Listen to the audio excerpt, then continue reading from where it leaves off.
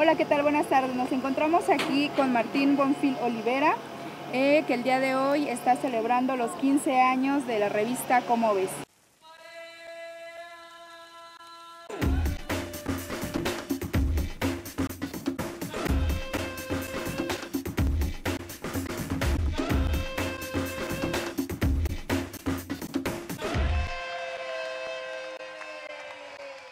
Hola, ¿qué tal, Martín?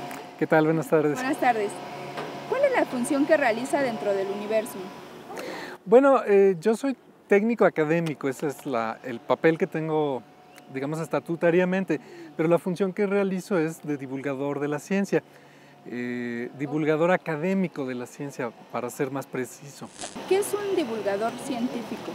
Pues es alguien que se dedica a poner el conocimiento científico y más generalmente la cultura científica al alcance del público que no es científico. Hay muchas maneras de concebir y de entender la divulgación científica. Mi visión particular y con la que yo me comprometo es una visión cultural, ¿no? De difusión de la cultura científica, ¿no? Yo entiendo, junto con muchos de mis colegas, porque yo provengo de una escuela inaugurada por el doctor Luis Estrada, que es uno de los pioneros de la divulgación científica moderna en México, yo la concibo a la ciencia como una parte de la cultura humana, tan valiosa como muchas otras, como las artes, las tradiciones, las humanidades, y como producto de la cultura humana y de la actividad humana, pues creo que es importante poner esa parte de la cultura científica, al alcance de todos los ciudadanos.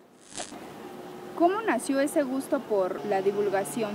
Bueno, en mi caso fue una vocación muy clara, o sea, yo disfrutaba mucho de la ciencia a través de la divulgación, a través de libros, de revistas, de televisión, de radio, bueno, lo que yo podía de niño encontrar que tuviera que ver con ciencia, exposiciones también, me fascinaba y sin darme cuenta pues yo empecé a pensar que me gustaría hacer ese tipo de libros, o bueno, sobre todo yo pensaba en escribir, entonces desde joven ya tenía yo este deseo y conforme fui avanzando en mis estudios y en mi elección de carrera, pues me fui encaminando hacia la divulgación científica y de pronto tuve la oportunidad de entrar al proyecto de construcción del Museo de las Ciencias de la Universidad Nacional, el que ahora es Universum, y pues entré al mundo de la divulgación.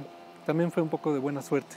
¿Tuvo alguien en quien se inspiró para hablar sobre ciencia? Bueno, sí, Isaac Asimov siempre fui fan desde que lo descubrí en los años 80 y pues me gusta mucho cómo escribe y cómo divulga y el tono que maneja y el personaje que él construye, ¿no? El doctor Asimov, que es así medio chistoso, pero medio pesado, pero medio rabo verde. En fin, él construye un personaje y eso hace divertida su lectura, ¿no? También Carl Sagan, con la serie Cosmos, me fascinó, y su libro del mismo nombre. Pues yo creo que esas serían así algunas de mis influencias más fuertes. ¿La divulgación es un oficio o es una profesión? No, definitivamente es un oficio.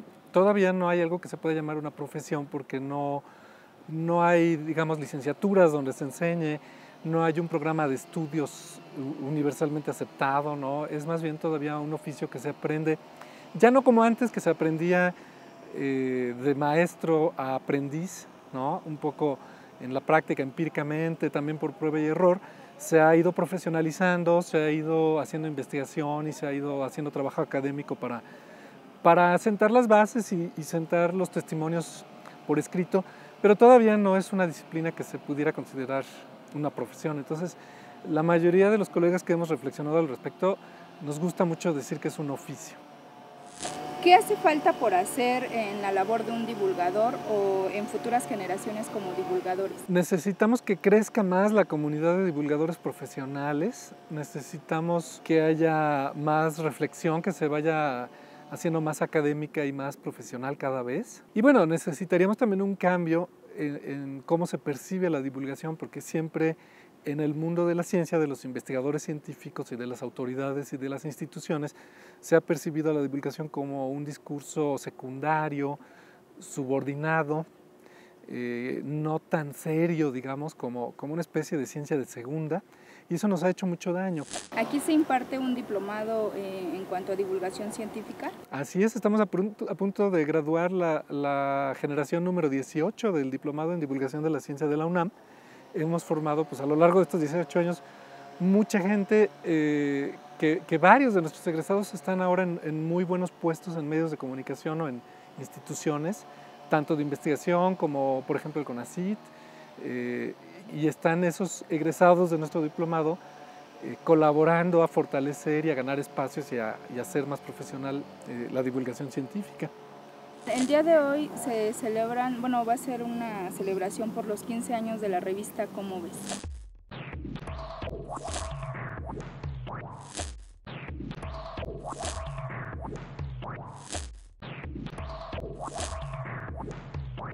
¿Qué nos puede platicar sobre la revista?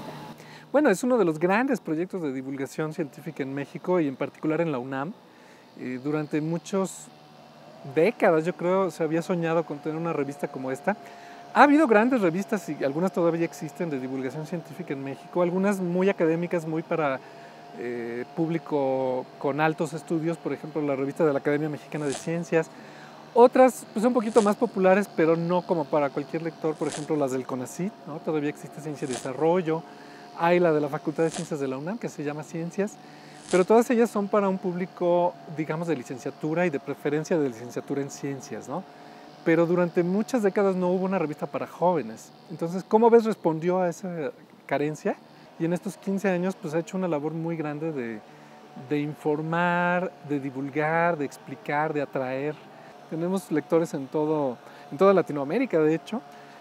Algunos la leen en la página web, algunos están suscritos. Se está tratando de desarrollar una revista electrónica para complementar la edición en papel. Ojalá creciera la edición en papel. Tenemos 20,000 ejemplares mensuales, pero bueno, comparado con una revista comercial eso es poco, ¿no? Una revista comercial puede tener 10 veces más circulación. Entonces hay mucho espacio para crecer.